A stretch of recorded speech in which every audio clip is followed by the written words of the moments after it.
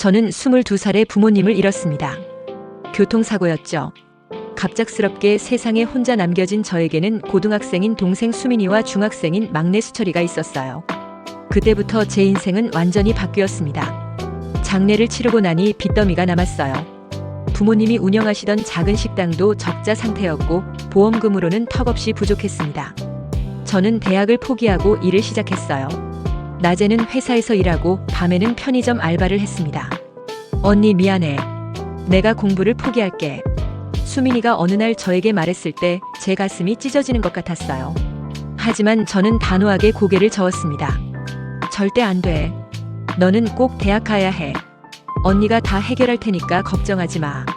그때부터 저는 혼자서 모든 것을 짊어지기 시작했어요. 동생들 학비며 생활비며 모든 걸 제가 감당했습니다. 남들에게 도움을 요청하는 건 자존심이 허락하지 않았거든요. 10년이 넘는 시간이 흘렀습니다. 수민이는 대학을 졸업하고 대기업에 취직했고 수철이도 대학생이 되었어요. 저는 그 사이에 꾸준히 야간 대학을 다니며 학위도 땄고 지금은 중견기업의 과장으로 일하고 있습니다. 그리고 도현이를 만났죠. 도현이는 제가 지금까지 만난 남자 중 가장 따뜻하고 순수한 사람이었어요. 저의 복잡한 가정사를 모두 알고도 흔쾌히 받아들여 주었습니다. 수진아, 내가 동생들을 그렇게 키워낸 게 정말 대단해. 나도 그런 가족애를 배우고 싶어. 도현이의 말에 저는 처음으로 제 상처가 아물어가는 걸 느꼈어요. 하지만 완전히 마음을 열지는 못했습니다. 너무 오랫동안 혼자 버텨왔거든요. 결혼을 앞두고 저는 시부모님을 뵈었습니다. 두 분 다 정말 좋은 분들이었어요. 시어머니는 저를 친딸처럼 대해주셨고 시아버지는 늘 따뜻한 미소를 지어주셨습니다. 수진아, 이제 우리 가족이 됐으니까 편하게 생각해. 시어머니의 말씀에 저는 고개를 끄덕였지만 속으로는 다짐했어요. 절대 시댁에 부담을 드리지 말자고. 제가 지금까지 그래왔듯이 제 일은 제가 해결하자고 말이에요. 결혼 후의 생활은 행복했습니다. 도현이는 정말 다정한 남편이었고 시부모님도 저를 친자식처럼 아껴주셨어요. 하지만 제게는 여전히 숨길 수밖에 없는 비밀이 있었습니다. 바로 동생들의 빚이었어요. 수민이는 대학 시절 학자금 대출이 아직 남아있었고 수철이는 생활비를 위한 대출을 받은 상태였습니다. 제가 결혼한다고 해서 그 책임이 사라지는 건 아니었거든요. 매달 동생들에게 보내는 돈이 만만치 않았어요. 제 월급의 절반 이상이 그들에게 갔습니다. 도현이는 제가 왜 용돈을 적게 쓰는지 의아해했지만 저는 원래 검소한 성격이야 라며 둘러댔어요. 여보, 우리도 이제 부모님께 효도해야 하는 거 아니야? 용돈도 드리고 맛있는 것도 사드리고. 어느 날 저녁 도현이가 말했을 때 제 얼굴에는 미묘한 그림자가 드리웠습니다. 물론 시부모님께 효도하고 싶었어요. 하지만 현실적으로 여유가 없었거든요. 그럼 당연히 그래야지. 저는 겉으로는 밝게 대답했지만 속으로는 한숨이 나왔어요. 어떻게 하면 모든 걸 다 감당할 수 있을까 고민이 깊어졌습니다. 그때부터 저는 더욱 철저하게 지출을 관리하기 시작했어요. 옷도 잘 안 사고 외식도 줄였습니다. 시댁 행사가 있을 때도 최소한의 비용으로 준비했어요. 수진이 참 알뜰해. 요즘 며느리들은 다 돈만 쓰는데. 시어머니의 칭찬을 들을 때마다 마음이 복잡했어요. 알뜰한 게 아니라 여유가 없는 건데 그 사실을 말할 수는 없었거든요. 핸드폰이 울렸습니다. 수민이에게서 온 전화였어요. 언니 미안해. 이번 달 이자가 좀 밀렸어. 혹시 얼마나? 50만 원만. 정말 미안해 언니. 저는 한숨을 쉬며 통장 잔고를 확인했어요. 빠듯했지만 어떻게든 해야 했습니다. 알았어. 내일 보내줄게. 전화를 끊고 나니 도현이가 의아한 표정으로 저를 바라봤어요. 누구 전화였어? 아, 수민이. 그냥 안부 전화야. 또 거짓말을 했습니다. 이런 식으로 계속 숨기는 제 모습이 싫었지만 달리 방법이 없었어요. 도현이에게 부담을 주고 싶지 않았거든요. 그날 밤 저는 잠들지 못하고 천장을 바라봤습니다. 언제까지 이렇게 살아야 할까 생각했어요. 동생들의 빚이 다 정리되려면 아직 몇 년은 더 걸릴 것 같았습니다. 도현이는 제 옆에서 편안하게 잠들어 있었어요. 순수하고 따뜻한 남편. 하지만 제 복잡한 속사정은 전혀 모르는 상태였습니다. 저는 조용히 침대에서 일어나 거실로 나갔어요. 밤 공기를 마시며 제 자신에게 다짐했습니다. 조금만 더 버티자. 동생들만 자리를 잡으면 그때부터는 정말로 도현이와 시부모님께만 집중할 수 있을 거야. 하지만 그 다짐이 얼마나 무거운 짐이 될지 그때의 저는 알지 못했습니다. 제가 쌓은 견고한 성이 언젠가 제 발목을 잡게 될 줄은 꿈에도 생각하지 못했어요. 결혼한 지 1년쯤 지났을 무렵 평범했던 저희 일상에 큰 파도가 일었습니다. 그날은 주말이었는데 도연이가 급하게 전화를 받더니 얼굴이 새하얗게 변했어요. 여보, 아버지가 쓰러지셨어. 지금 응급실에 계셔. 저는 손에 들고 있던 컵을 놓치는 줄 알았습니다. 시아버지는 평소에 건강하셨는데 갑자기 무슨 일이 생긴 건지 머릿속이 하얘졌어요. 어떻게 된 거야? 뭐라고 하시던데? 잘 모르겠어. 엄마가 너무 당황하셔서. 일단 병원으로 가자.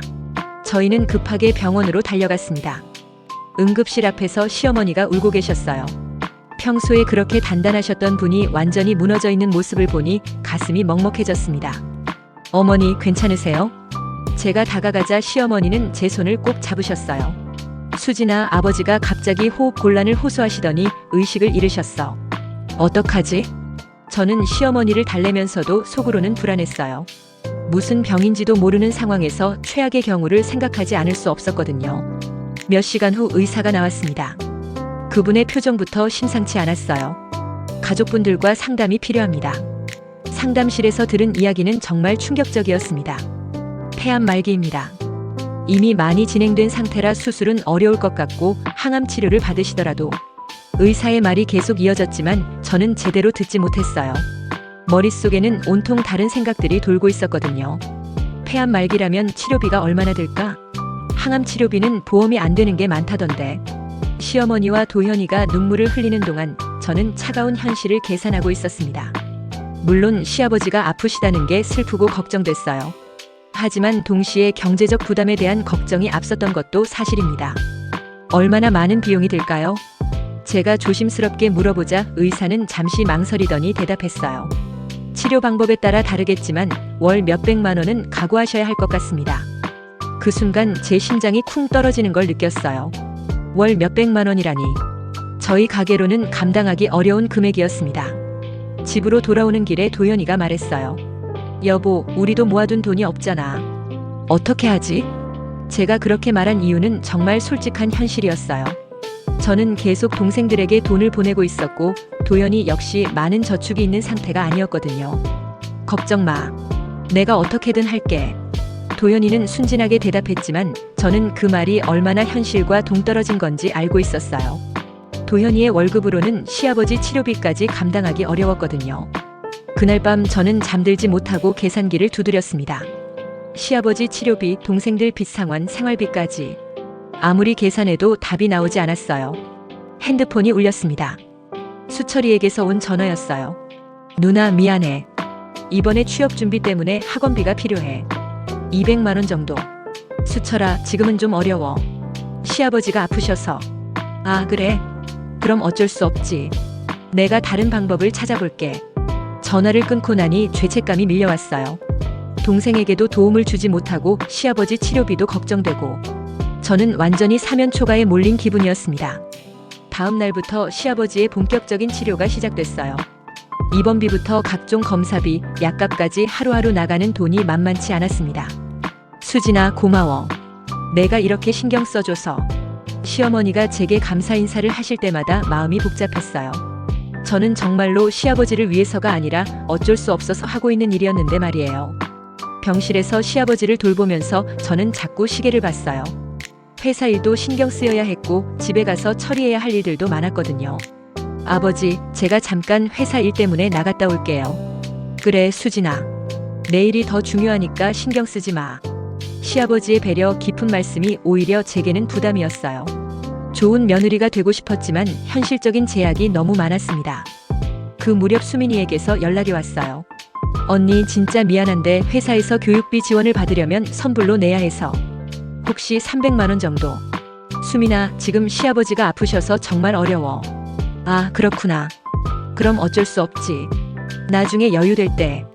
동생들도 제 상황을 이해해주려 했지만 그렇다고 해서 그들의 문제가 사라지는 건 아니었어요. 저는 점점 더 깊은 수렁에 빠져들고 있었습니다. 어느 날 저녁 도현이가 심각한 표정으로 말했어요. 여보, 우리 대출을 받을까? 아버지 치료비 때문에. 대출?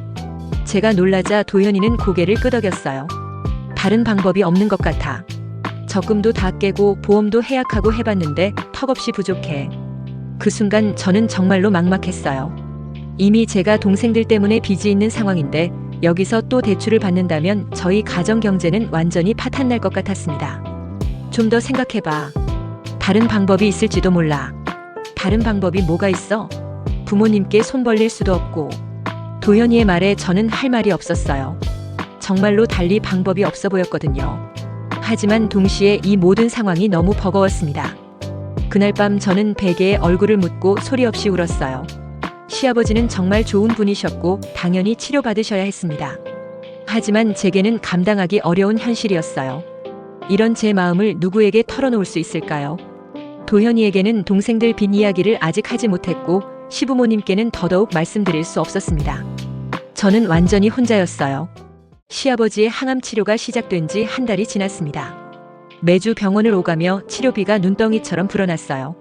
그런데 설상가상으로 그 무렵 수민이와 수철이에게 동시에 급한 일이 생겼습니다. 수민이는 회사에서 해외 연수 기회를 얻었는데 자비로 일부를 부담해야 했어요. 평생에 한 번 올까 말까 한 기회였죠.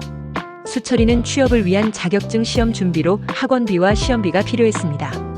누나 정말 미안해. 하지만 이번 기회를 놓치면. 수민이의 목소리에는 절실함이 담겨 있었어요. 언니, 나도 이번에 자격증 따면 취업이 훨씬 쉬워진다고 해. 제발. 수철이도 마찬가지였습니다. 저는 두 동생의 부탁을 거절할 수 없었어요. 그들의 미래가 걸린 일이었거든요. 결국 저는 제 적금을 해약했습니다. 시아버지 치료비와 동생들 도움을 동시에 해결하려면 그 방법밖에 없었어요. 하지만 그 돈으로도 부족했습니다. 여보, 나 카드론 좀 받을게. 도현이에게 말했을 때 남편은 깜짝 놀랐어요. 카드론? 왜 갑자기? 아버지 치료비는 내가 어떻게든 해결할게. 아니야. 내 개인적인 용도가 있어서. 저는 구체적으로 설명할 수 없었습니다. 동생들 이야기를 아직 하지 못했거든요. 그때부터 저는 정말 바빠졌습니다. 회사 일은 물론이고 동생들 일 처리하고 대출 관련 서류 준비하고 시아버지 병문안까지. 하루 24시간이 모자랐어요. 병원에 가야 하는 날이면 회사에 반차를 내거나 조퇴를 해야 했습니다. 그러다 보니 자연스럽게 시아버지를 뵙는 횟수가 줄어들었어요. 수진이는 어디 갔니? 어느 날 시아버지가 시어머니께 물어보셨대요. 회사 일이 바쁘다고 하던데. 시어머니의 대답을 들으며 시아버지는 아쉬워하셨다고 합니다. 나중에 도현이에게서 들은 이야기였어요. 여보, 아버지가 내가 오기를 기다리고 계셔. 시간 될 때 가끔 들러줘. 알았어. 최대한 시간 내볼게. 저도 가고 싶었어요. 하지만 현실이 그렇게 녹록하지 않았습니다. 수민이 연수 관련 서류 준비를 도와줘야 했고 수철이 자격증 시험 일정도 챙겨줘야 했거든요. 게다가 회사에서는 큰 프로젝트가 시작되어서 야근이 잦아졌습니다.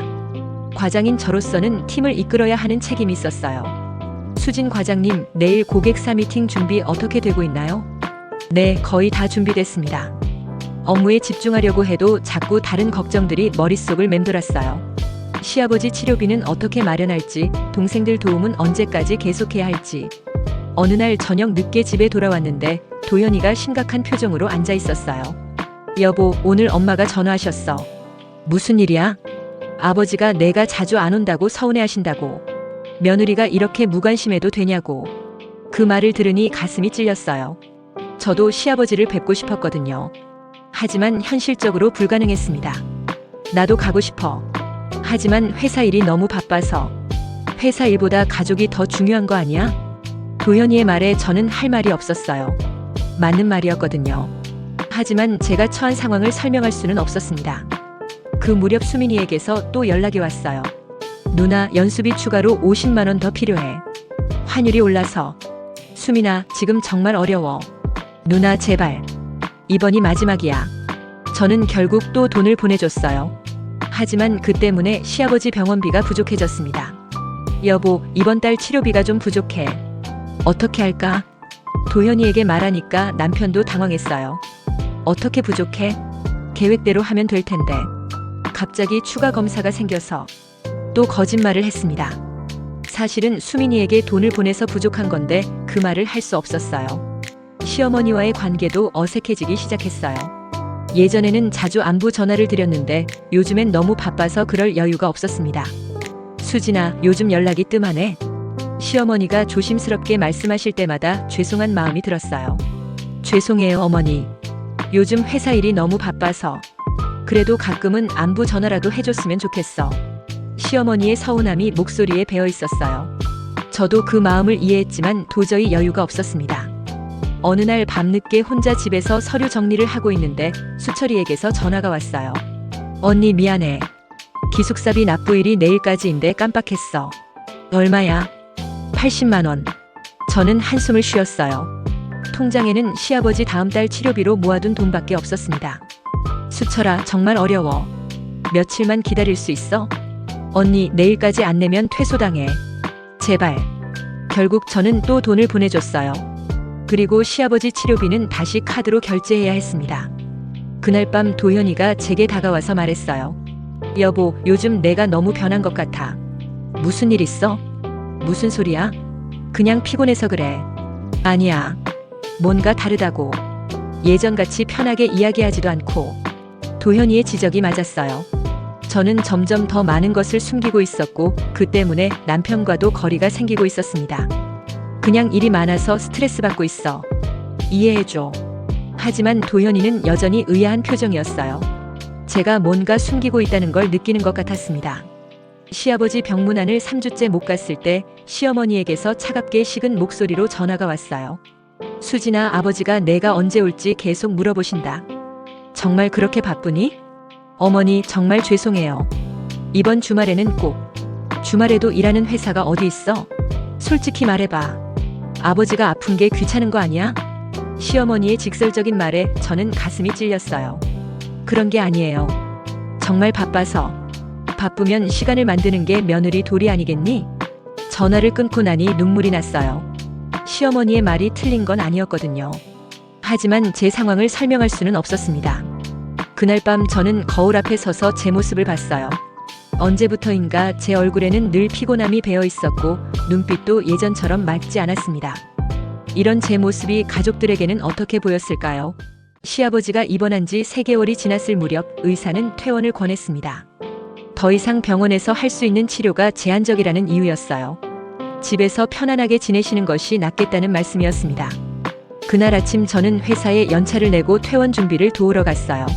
시어머니와 도현이는 이미 와 있었고 간병사분과 퇴원 수속을 밟고 있었습니다.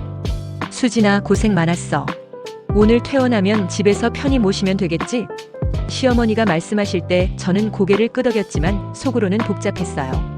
집에서 간병을 하려면 또 다른 비용들이 필요할 텐데 어떻게 감당해야 할지 막막했거든요. 그때 간병사가 다가와서 말했어요. 퇴원하시면 앞으로 정기적으로 병원에 오셔야 해요. 한 달에 2번 정도는 검사 받으시고 약값도 꾸준히 나갈 거예요. 비용이 어느 정도 될까요? 제가 물어보자 간병사는 잠시 계산해 보더니 대답했어요. 월 200만 원 정도는 각오하셔야 할 것 같아요. 응급 상황이 생기면 더 들 수도 있고요. 월 200만 원. 그 금액이 제 귀에 맴돌았어요. 지금도 감당하기 어려운 상황인데 앞으로도 계속 그 정도 비용이 나간다니. 여보, 괜찮아. 내가 어떻게든 마련할게. 도현이가 제 표정을 보고 걱정스럽게 말했지만 저는 현실적으로 불가능하다는 걸 알고 있었어요. 수속을 마치고 로비에서 잠시 앉아 있는데 도현이가 갑자기 말했어요. 아버지 병원비는 제가 낼게요.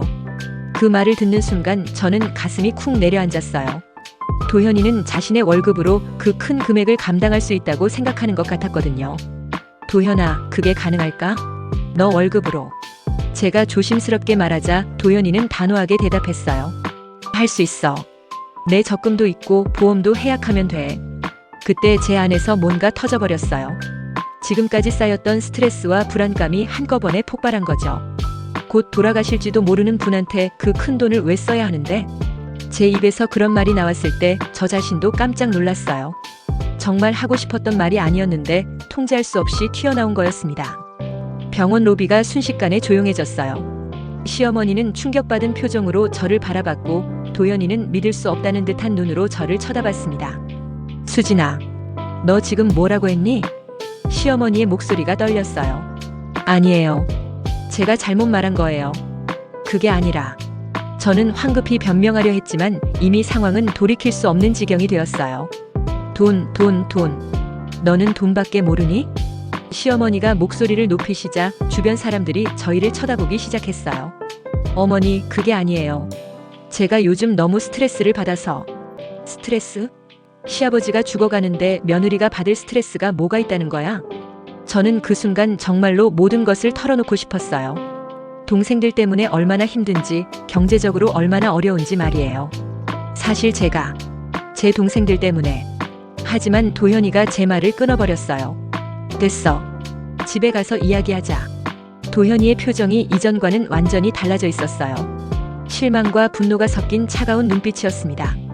집으로 돌아오는 차 안은 정말 어색했어요. 아무도 말을 하지 않았고 저는 뒷자리에서 혼자 후회하고 있었습니다. 왜 그런 말을 했을까?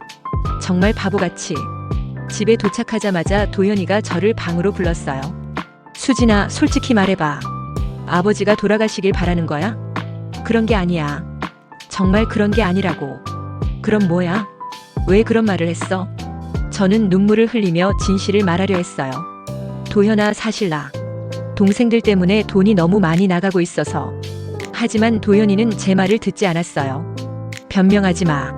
나는 내가 그런 사람인 줄 몰랐어. 제발 내 말 좀 들어봐. 나도 정말 힘들어서. 힘들면 솔직하게 말했어야지. 왜 시아버지한테 그런 말을 해? 저는 정말로 답답했어요.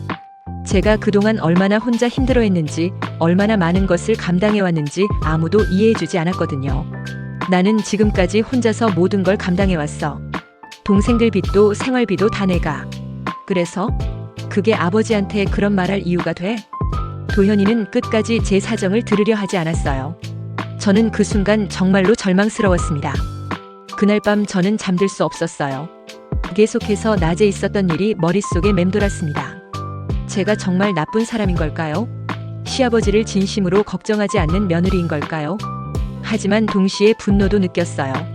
제가 그동안 얼마나 힘들게 살아왔는지 아무도 이해하려 하지 않는다는 분노였습니다. 다음 날 아침 도현이는 저와 눈도 마주치지 않고 출근했어요. 시어머니도 저에게 차갑게 대하셨고요. 수진아, 어제 일은 정말 실망이었어. 시어머니의 말씀에 저는 고개를 숙일 수밖에 없었어요. 죄송합니다. 제가 정신이 없어서.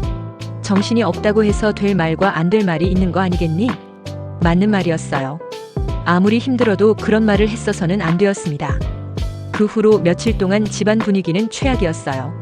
도현이는 저와 대화를 거부했고 시부모님도 저를 피하시는 것 같았습니다. 저는 그때 깨달았어요. 제가 지금까지 혼자 감당하려고 했던 모든 것들이 결국 가족들과 저를 멀어지게 만들었다는 걸 말이에요. 하지만 이미 늦었습니다. 한번 내뱉은 말은 되돌릴 수 없었거든요. 그날 밤 저는 동생들에게 전화했어요. 수민아, 수철아. 언니가 앞으로 도움을 못 줄 것 같아. 왜? 무슨 일이야? 그냥 상황이 복잡해서. 미안해. 동생들도 제 사정을 이해해주려 했지만 저는 더 이상 누구에게도 짐이 되고 싶지 않았어요. 제가 모든 걸 망쳐버린 것 같았거든요. 병원에서의 그 사건 이후 일주일이 지났지만 집안 분위기는 전혀 나아지지 않았습니다. 도현이는 저와 필요한 대화만 하고 시부모님도 저를 대하는 태도가 완전히 달라졌어요. 아침에 일어나서 시어머니께 인사를 드려도 시큰둥한 대답만 돌아왔습니다. 시아버지는 아예 저와 눈도 마주치지 않으셨어요. 집에 있는 것만으로도 숨이 막힐 지경이었습니다. 여보, 우리 이야기 좀 해야 하지 않을까? 어느 날 저녁 도현이가 방에 들어오며 말했어요. 그동안 저와 제대로 대화조차 하지 않았는데 갑자기 무슨 말을 하려는 건지 불안했습니다. 무슨 이야기? 너도 알고 있을 거야. 이 상황을 어떻게 해야 할지 말이야. 도현이의 표정은 냉담했어요. 예전에 저를 바라보던 따뜻한 눈빛은 온데간데 없었습니다. 도현아, 내가 정말 사과할게. 그때 내가 너무 힘들어서. 사과로 해결될 문제가 아니야. 도현이는 제 말을 끊으며 차갑게 말했어요. 수진아, 솔직히 말해봐. 넌 내 가족이 부담스럽지? 그런 게 아니야. 정말 그런 게 아니라고. 하지만 도현이는 이미 마음을 정한 것 같았어요. 아니면 내가 그렇게까지 못 믿을 사람이야? 제가 절망적인 목소리로 물어보자 도현이는 한참 동안 대답하지 않았습니다. 그 침묵이 모든 걸 말해주고 있었어요. 수진아, 우리 좀 떨어져서 생각해보자. 떨어져서 생각해본다는 게 무슨 뜻이야? 별거를 하자는 뜻이야. 별거. 그 단어가 제 가슴을 날카롭게 찔렀어요. 설마 이런 일로 우리 관계가 여기까지 올 줄은 몰랐습니다. 도현아, 제발. 내 말 좀 들어봐. 나한테도 사정이 있었어. 무슨 사정이든 상관없어. 아버지한테 그런 말을 하는 며느리와는 같이 살 수 없어. 저는 그 순간 정말로 모든 걸 포기하고 싶었어요. 그동안 혼자 짊어져 왔던 모든 짐들이 한순간에 무너져 내리는 느낌이었습니다. 그래, 알겠어. 제가 담담하게 대답하자 도현이는 의외라는 표정을 지었어요. 아마 제가 더 매달릴 거라고 생각했나 봐요. 정말로? 응. 내가 그렇게 생각한다면 어쩔 수 없지. 사실 저도 지쳐 있었거든요. 더 이상 아무도 제 마음을 이해해주지 않는 상황에서 무엇을 위해 버텨야 할지 모르겠었습니다. 그날 밤 저는 짐을 쌌어요. 결혼할 때 가져온 것들과 제 개인 용품들만 챙겼습니다. 생각보다 별로 없더라고요. 다음 날 아침 시부모님께 인사를 드렸습니다. 어머니, 아버지, 그동안 죄송했습니다. 시어머니는 복잡한 표정으로 저를 바라보셨어요. 수진아, 정말 이렇게 하는 게 맞니? 네. 제가 며느리로서 부족했던 것 같아요. 시아버지는 끝까지 저와 눈을 마주치지 않으셨어요. 그분도 제게 많이 실망하셨을 거예요. 집을 나서는 순간 정말로 홀가분하면서도 무너지는 기분이었어요. 2년간 살았던 집, 가족이라고 생각했던 사람들과의 이별이었거든요. 혼자 살던 옛집으로 돌아왔을 때 집은 먼지투성이었어요. 오랫동안 비워뒀던 집은 을씨년스럽기까지 했습니다. 청소를 하면서 결혼 전 제 생활을 떠올려 봤어요. 그때도 혼자였지만 이렇게 외롭지는 않았던 것 같은데 왜 지금은 이렇게 허전할까요? 수민이에게서 전화가 왔어요. 언니, 집에 왜 있어? 회사는? 오늘 연차 냈어. 무슨 일 있어? 목소리가 이상한데. 저는 수민이에게 모든 걸 털어놨어요. 병원에서 있었던 일, 도현이와의 별거, 그리고 제가 그동안 얼마나 힘들었는지 말이에요. 언니, 우리 때문에 그런 거야? 수민이의 목소리에 죄책감이 묻어 있었어요. 아니야. 내가 잘못 처리한 거야. 언니, 정말 미안해. 우리가 언니한테 너무 많이 의존했나 봐. 그 말을 들으니 오히려 마음이 편해졌어요. 적어도 동생들은 제 마음을 이해해주고 있었거든요. 수민아, 이제 너희들도 각자 살 길을 찾아봐. 언니가 계속 도와줄 수는 없을 것 같아. 알겠어, 언니. 우리도 이제 다 컸으니까 알아서 할게. 수민이와의 통화를 끝내고 나니 한편으로는 시원했어요. 그동안 짊어지고 있던 무거운 짐 하나를 내려놓은 기분이었거든요. 하지만 동시에 공허함도 밀려왔어요. 그동안 제 삶의 목적이었던 동생들 뒷바라지도 끝났고 사랑했던 남편과도 헤어졌으니까요. 며칠 후 도현이에게서 연락이 왔어요. 수진아, 이혼 서류 작성해야 할 것 같아. 알겠어. 저는 담담하게 대답했습니다. 이미 마음의 준비는 되어 있었거든요. 그리고 위자료 같은 건 요구하지 않을 거지. 도현이의 말에 저는 씁쓸하게 웃었어요. 당연하지. 내가 잘못했는데 무슨 위자료. 미안해, 수진아. 정말 이렇게 될 줄은 몰랐어. 나도 미안해. 좋은 남편이었는데 내가 모든 걸 망쳤네. 전화를 끊고 나니 정말로 모든 게 끝났다는 실감이 났어요. 2년간의 결혼 생활이 그렇게 끝나버린 거였습니다. 그날 밤 저는 오랜만에 편안하게 잠들었어요. 물론 슬프고 허전했지만 더 이상 누구에게 숨길 것도 없고 눈치 볼 것도 없었거든요. 아침에 일어나서 거울을 보니 제 얼굴이 많이 야위어 있었어요. 하지만 눈빛만은 예전보다 맑아진 것 같았습니다. 아마도 그동안 쌓였던 스트레스와 죄책감에서 벗어났기 때문일 거예요. 이제 정말 새로 시작해보자. 저는 거울 속 제 자신에게 말했습니다. 모든 걸 잃었지만 동시에 모든 것에서 자유로워진 느낌이었어요. 이혼 서류에 도장을 찍은 날 저는 정말로 홀로 남겨졌습니다. 법적으로도 감정적으로도 모든 연결고리가 끊어진 느낌이었어요. 텅 빈 집에서 저 혼자 앉아있으니 지난 2년이 꿈이었던 것 같았습니다. 처음 며칠은 그냥 멍하니 지냈어요. 출근해서 일하고 퇴근해서 집에 와서 혼자 밥 먹고 잠자는 것. 결혼 전에는 자연스러웠던 일상이 이상하게 어색했습니다. 회사 동료들은 제가 이혼했다는 사실을 모르고 있었어요. 굳이 알릴 필요도 없었고 누구에게 털어놓고 싶지도 않았거든요. 수진 씨, 요즘 많이 야윈 것 같은데 괜찮아요? 팀의 막내 직원이 걱정스럽게 물어봤을 때 저는 괜찮다고 웃으며 넘어갔어요. 하지만 거울을 볼 때마다 제 모습이 초라해 보였습니다. 한 달쯤 지났을 때 수철이가 집에 찾아왔어요. 누나, 안 되겠어. 이렇게 살면. 뭐가? 누나 얼굴 봐. 완전히 망가졌잖아. 수철이의 말에 저는 쓴웃음을 지었어요. 저 자신도 느끼고 있었지만 확실히 많이 지쳐 보이긴 했나 봐요.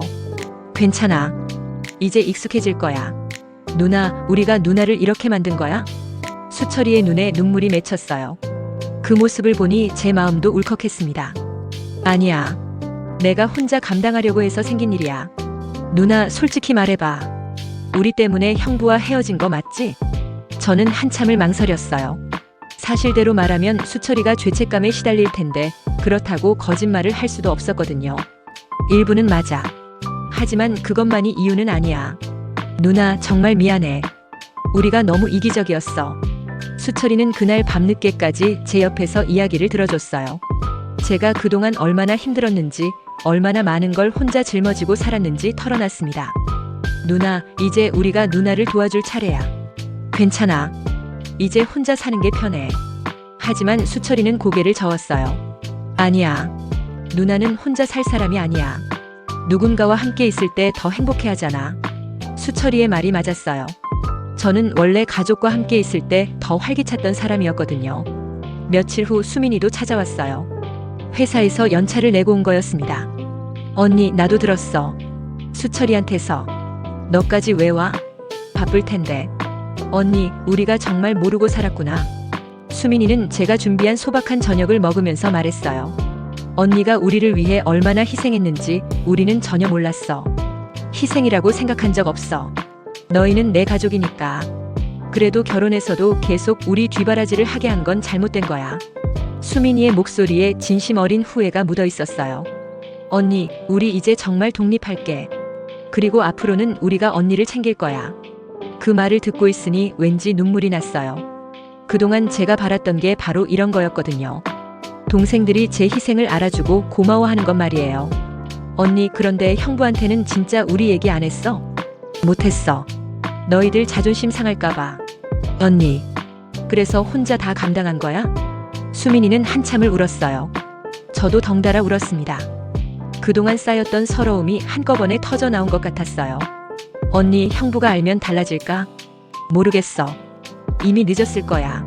사실 저도 가끔 생각해봤어요. 만약 처음부터 도현이에게 솔직하게 말했다면 어땠을까 하고요. 하지만 이미 돌이킬 수 없는 일이었습니다. 그날 밤 동생들과 함께 있으니 오랜만에 마음이 따뜻해졌어요. 역시 가족이 함께 있을 때가 가장 편안했습니다. 언니, 우리가 형부한테 가서 사정 설명하면 안 될까? 수철이가 조심스럽게 제안했지만 저는 고개를 저었어요. 안 돼. 이미 끝난 일이야. 하지만 언니가 그렇게 살면 안 되잖아. 동생들의 걱정스러운 표정을 보니 제가 정말 많이 망가져 있나 싶었어요. 다음 날 동생들이 돌아간 후 저는 오랜만에 제 자신을 돌아봤습니다. 거울 속 제 모습은 정말 초라했어요. 살은 빠지고 피부는 거칠어지고 무엇보다 눈빛에서 생기가 사라져 있었습니다. 이렇게 살면 안 되겠다. 저는 그날부터 조금씩 변화를 주기 시작했어요. 일찍 자고 일찍 일어나고 제대로 된 식사를 챙겨 먹었습니다. 주말에는 산책도 하고 오랫동안 미뤄뒀던 취미 생활도 시작했어요. 한 달 정도 지나자 조금씩 달라지는 게 느껴졌어요.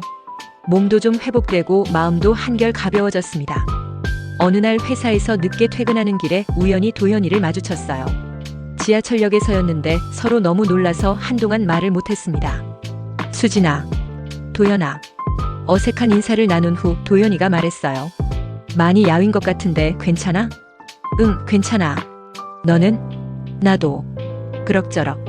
짧은 대화였지만 도현이도 많이 변한 것 같았어요. 살이 빠지고 얼굴에 피로가 묻어 있었거든요. 아버지는 어떠셔? 제가 조심스럽게 물어보자 도현이의 표정이 어두워졌어요. 많이 안 좋으셔. 요즘 거의 누워서만 계시고. 그 말을 듣고 가슴이 아팠어요. 아무리 상황이 복잡했어도 시아버지는 정말 좋은 분이셨거든요. 그래도 잘 모시고 있지? 응, 최선을 다하고 있어. 우리는 그렇게 몇 분 더 서 있다가 각자 집으로 돌아갔어요. 헤어지면서 마음 한구석이 아려왔습니다. 한때는 가장 가까웠던 사람이 이제는 남처럼 느껴진다는 게 슬펐어요. 이혼한 지 6개월이 지났을 무렵 저는 작은 카페를 열었습니다. 회사를 그만두고 제가 정말 하고 싶었던 일을 시작한 거예요. 동생들이 적극적으로 도와줬고 퇴직금과 적금을 털어서 마련한 작은 공간이었습니다. 언니 정말 예쁘다. 이름도 수진의 쉼터라니 딱이야. 수민이가 개업 준비를 도우면서 감탄했어요. 너무 단순한가? 아니야, 정말 좋아. 언니다운 이름이야. 카페는 집 근처 주택가 골목에 있었어요. 크지는 않지만 아늑하고 따뜻한 분위기였습니다. 제가 직접 선택한 가구들과 소품들로 꾸민 공간이라 정말 만족스러웠어요. 개업한 지 한 달쯤 지났을 때였습니다. 평소처럼 카페에서 손님들을 맡고 있는데 문득 밖을 보니 익숙한 뒷모습이 보였어요. 시아버지였습니다. 휠체어를 탄 채로 수철이가 밀어드리고 있었어요. 저는 깜짝 놀라서 잠시 얼어붙었습니다. 왜 여기에? 시아버지는 카페 앞에서 잠시 머물더니 들어오셨어요. 저와 눈이 마주쳤을 때 두 분 다 놀라신 것 같았습니다. 수진아, 아버지, 어떻게 여기에? 이 카페가 내가 하는 거구나. 시아버지의 목소리는 이전보다 많이 약해져 있었어요. 몇 개월 사이에 많이 야위셨고 얼굴도 창백해 보였습니다. 네, 최근에 시작했어요. 저는 어색하게 대답하며 시아버지를 자리로 안내해드렸어요. 다른 손님들도 있어서 자세한 이야기를 할 수는 없었지만 시아버지는 한참 동안 카페 안을 둘러보셨습니다. 따뜻한 차 한 잔 드릴까요? 그래, 고맙다. 저는 시아버지가 좋아하셨던 인삼차를 끓여서 가져다 드렸어요. 시아버지는 차를 드시면서 저를 조용히 바라보셨습니다. 수진아, 잠시 이야기 좀 할 수 있을까? 다른 손님들이 다 나간 저녁 시간, 시아버지가 조심스럽게 말씀하셨어요. 네, 아버지. 저는 시아버지 앞에 앉았습니다. 마음이 뛰고 있었어요. 그동안 많이 힘들었지? 시아버지의 첫 마디에 저는 목이 메었어요. 괜찮았어요.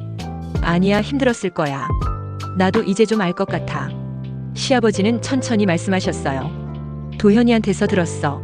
내가 동생들 뒷바라지를 혼자 해왔다는 걸. 제 가슴이 쿵 내려앉았어요. 결국 도현이가 말한 거였군요. 수진아, 미안하다. 정말 미안해. 시아버지의 눈에 눈물이 맺혔어요. 아버지, 너를 오해했어. 돈만 밝히는 며느리라고 생각했는데 정말 죄송하다. 저는 그 순간 울음이 터져 나왔어요. 그동안 참고 있었던 모든 감정들이 한꺼번에 쏟아져 나온 거였습니다. 아버지, 죄송해요. 제가 너무 어리석었어요. 아니야, 내가 잘못했어. 며느리의 속사정도 모르고. 시아버지는 떨리는 손으로 제 손을 잡으셨어요. 수진아, 용서해 줄 수 있겠니? 아버지, 그런 말씀 마세요. 용서는 제가 구해야 할 말이에요. 우리는 그렇게 한참을 울었어요. 그동안 쌓였던 오해와 상처가 눈물과 함께 씻겨나가는 느낌이었습니다. 수진아, 사실 오늘 여기 온 것도 우연이 아니야. 시아버지가 눈물을 닦으며 말씀하셨어요. 네? 도현이가 내가 카페를 한다고 했거든. 꼭 한번 보고 싶었어. 아, 그래서. 그래, 며느리가 어떻게 지내는지 보고 싶었지. 시아버지의 말씀에 제 마음이 따뜻해졌어요. 수진아, 내가 정말 대견하다. 이렇게 새로운 시작을 하다니. 아직 시작 단계예요. 많이 부족해요. 아니야, 충분해. 이 카페에서 내 진심이 느껴져. 시아버지는 카페 곳곳을 다시 둘러보시며 미소를 지으셨어요. 그런데 수진아, 하나 물어봐도 될까? 네, 뭐든지요. 도현이, 어떻게 생각해? 시아버지의 질문에 저는 잠시 망설였어요. 잘 모르겠어요. 이미 많이 늦었을 것 같아요. 늦었다는 게 뭐가 있어? 사랑하는 마음이 있으면 언제든 시작할 수 있는 거 아니겠니? 하지만 아버지, 도현이는 저를 용서하지 못할 거예요. 그럴까? 나는 그렇게 생각하지 않는데. 시아버지는 의미심장한 미소를 지으셨어요. 수진아, 도현이도 많이 후회하고 있어. 너를 더 이해해주지 못한 걸 말이야. 정말요? 그래, 특히 내 동생들 이야기를 듣고 나서는 더 그래. 제 가슴이 두근거렸어요. 혹시 도현이도 저를 그리워하고 있는 걸까요? 수진아, 나한테 시간이 얼마 남지 않았어. 시아버지의 갑작스러운 말에 저는 놀랐어요. 아버지, 그런 말씀 마세요. 아니야, 사실이야. 의사가 길어봐야 몇 개월이라고 했거든. 저는 가슴이 미어지는 것 같았어요. 그래서 더 그래. 내가 죽기 전에 우리 가족이 다시 하나가 되었으면 좋겠어. 아버지, 수진아, 도현이와 다시 한번 이야기해 볼 생각 없니? 저는 한참을 고민했어요. 정말로 도현이와 다시 시작할 수 있을까요? 한번 생각해 볼게요. 고맙다, 수진아. 정말 고맙다. 시아버지는 그날 1시간 정도 더 계시다가 돌아가셨어요. 떠나시기 전에 제 손을 꼭 잡고 말씀하셨습니다. 수진아, 너는 정말 좋은 며느리야. 내가 너를 오해해서 미안했다. 아버지, 저도 정말 죄송했어요. 이제라도 서로 알았으니 된 거야. 시아버지가 떠나신 후 저는 한참을 멍하니 앉아 있었어요. 오늘의 만남이 꿈 같았거든요. 그날 밤 집에 돌아와서도 계속 시아버지 말씀이 맴돌았어요. 도현이도 후회하고 있다는 말, 그리고 다시 한번 이야기해보라는 권유.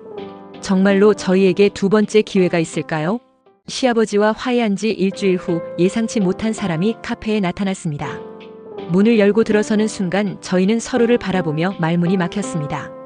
수진아, 도현아, 어떻게? 아버지께서 여기 주소를 알려주셨어. 도현이는 어색하게 웃으며 카운터 앞에 섰어요. 몇 개월 사이에 많이 변해 있었습니다. 살도 빠지고 얼굴에는 피로가 가득했어요. 커피 한 잔 마실 수 있을까? 응, 뭘로 할래? 내가 추천해줘. 예전에 좋아하던 카라멜 마키아토를 만들어줬어요. 최대한 예쁘게 만들려고 노력했습니다. 고마워. 도현이는 커피를 받으며 제 손을 스쳤어요. 그 순간 가슴이 두근거렸습니다. 다른 손님들이 없었기 때문에 저희는 구석 테이블에 마주 앉았어요. 한동안 아무도 말을 하지 않았습니다. 수진아, 미안해. 도현이가 먼저 입을 열었어요. 뭐가? 내 마음을 제대로 이해하지 못해서. 내가 그렇게 힘들어하는데 모르고 있어서. 도현이의 목소리에는 진심 어린 후회가 담겨 있었어요. 나도 미안해. 솔직하게 말하지 못해서. 아니야, 내가 더 잘못했어. 내가 말하려고 했을 때 들어주지 않았잖아. 저는 그 말에 눈물이 났어요. 그동안 제가 얼마나 들어주는 사람이 필요했는지 새삼 깨달았거든요. 수진아, 아버지께서 다 말씀해 주셨어. 내가 동생들을 위해 얼마나 희생했는지, 얼마나 혼자 힘들어했는지. 도현아, 정말 미안해. 내가 너를 더 사랑했어야 했는데, 더 이해해줬어야 했는데. 도현이의 눈에도 눈물이 고였어요. 나도 잘못했어. 너한테 솔직하게 말했어야 했는데 자존심 때문에. 아니야, 수진아. 내 잘못이 아니야. 저희는 그렇게 서로에게 사과하며 울었어요. 그동안 쌓였던 오해와 상처가 눈물과 함께 씻겨나가는 느낌이었습니다. 수진아, 다시 시작할 수 없을까? 제 가슴이 뛰었어요. 정말 가능할까? 가능해. 이번에는 서로에게 솔직하게 살자. 숨기는 거 없이. 저는 한참을 고민했어요. 정말로 저희가 다시 행복할 수 있을까요? 도현아, 나 너를 정말 사랑해. 나도 너를 사랑해, 수진아. 헤어져 있는 동안 더 절실하게 느꼈어. 이번에는 정말 잘해보자. 응, 꼭. 그날부터 저희는 조심스럽게 다시 만나기 시작했어요. 서두르지 않고 천천히 서로를 다시 알아가는 시간을 가졌습니다. 도현이는 거의 매일 카페에 와서 저를 도와줬어요. 손님이 많을 때는 서빙을 도와주고 한가할 때는 함께 앉아서 이야기를 나눴죠. 수진아, 이 카페 정말 잘 꾸몄다. 너답게 따뜻하고 아늑해. 고마워. 내가 도와줘서 더 활기차진 것 같아. 한 달 정도 지났을 때 저희는 정식으로 재결합을 선언했어요. 이번에는 서로의 모든 것을 이해하고 받아들인 진정한 사랑이었습니다. 시부모님도 저희 재결합을 진심으로 기뻐해 주셨어요. 특히 시아버지는 정말 행복해 하셨습니다. 이제야 우리 가족이 완전해졌구나. 시아버지의 말씀에 저는 눈물이 났어요. 정말로 가족이라는 느낌이 들었거든요. 재결합한 지 3개월 후 저에게 특별한 일이 생겼습니다. 임신이었어요. 아직 초기였지만 너무나 기쁜 소식이었습니다. 도현아, 나 아기가 생겼어. 검사 결과를 받고 집에 돌아와서 도현이에게 말했을 때 남편은 믿을 수 없다는 표정을 지었어요. 정말? 정말로? 응, 정말이야. 도현이는 저를 안고 한참을 돌렸어요. 둘 다 너무 기뻐서 눈물이 났습니다. 수진아, 고마워. 정말 고마워. 시부모님께 소식을 알렸을 때 반응도 뜨거웠어요. 아이고, 정말이니? 우리 수진이가 엄마가 되는구나. 시어머니는 기뻐하시며 우셨고 시아버지도 흐뭇하게 웃으셨어요. 내가 죽기 전에 이런 기쁜 소식을 들을 줄이야. 시아버지의 말씀에 가슴이 찡했어요. 아버지의 시간이 얼마 남지 않았다는 걸 알고 있었거든요. 아버지, 꼭 손주 보고 가세요. 그래, 꼭 보고 갈게. 임신 소식은 저희 가족뿐만 아니라 동생들에게도 큰 기쁨이었어요. 언니, 정말 축하해. 우리 조카가 생기는구나. 수민이와 수철이도 진심으로 축하해줬어요. 임신 6개월 무렵 시아버지의 상태가 많이 악화됐어요. 병원에 입원하셨는데 의식이 흐릿할 때가 많았습니다. 수진아, 고맙다. 정말 고맙다. 의식이 또렷한 순간마다 시아버지는 저에게 감사 인사를 하셨어요. 아버지, 그런 말씀 마세요. 제가 더 감사해요. 너 같은 며느리를 둬서 내가 복받았다. 시아버지는 제 불러온 배를 쓰다듬으며 말씀하셨어요. 이 아이가 우리 가족을 완전하게 만들어줄 거야. 그로부터 일주일 후 시아버지는 평화롭게 돌아가셨어요. 마지막까지 저희 가족을 걱정하시며 사랑을 주신 분이었습니다. 장례를 치르면서 저는 시아버지께 다짐했어요. 이 가족을 꼭 행복하게 만들어드리겠다고, 아버지가 바라시던 화목한 가정을 만들어가겠다고 말이에요. 임신 8개월이 되었을 때 저는 건강한 아들을 낳았습니다. 시아버지를 닮은 듯한 부드러운 얼굴의 예쁜 아기였어요. 여보, 이름 뭐라고 지을까? 아버지 이름에서 한 글자 따면 어떨까? 좋은 생각이야. 저희는 아기 이름을 준호라고 지었어요. 시아버지의 이름에서 한 글자를 딴 거였습니다. 아기를 안고 있으니 모든 게 꿈 같았어요. 그 힘들었던 시간들이 모두 이 순간을 위한 거였다는 생각이 들었거든요. 수진아, 정말 수고했어. 고마워. 저와 아기를 안으며 말했어요. 나도 고마워. 우리 가족 만들어줘서. 지금 저는 정말 행복합니다. 사랑하는 남편, 소중한 아기, 그리고 따뜻한 시어머니까지. 완벽한 가족을 이뤘어요. 그 모든 어려움과 시련이 있었기에 지금의 행복이 더욱 소중하게 느껴집니다. 서로를 진정으로 이해하고 사랑하는 진짜 가족이 된 거죠. 아기는 하루하루 자라고 있고 저희 사랑도 점점 더 깊어져 가고 있어요. 앞으로도 서로에게 솔직하고 서로를 배려하며 살아갈 겁니다. 이제 저는 확신해요. 진정한 가족이란 혈연 관계가 아니라 서로를 이해하고 사랑하는 마음에서 시작된다는 걸 말이에요. 영상이 좋았다면 좋아요와 구독, 알림 설정 부탁드립니다. 다음 영상 제작에 큰 힘이 됩니다.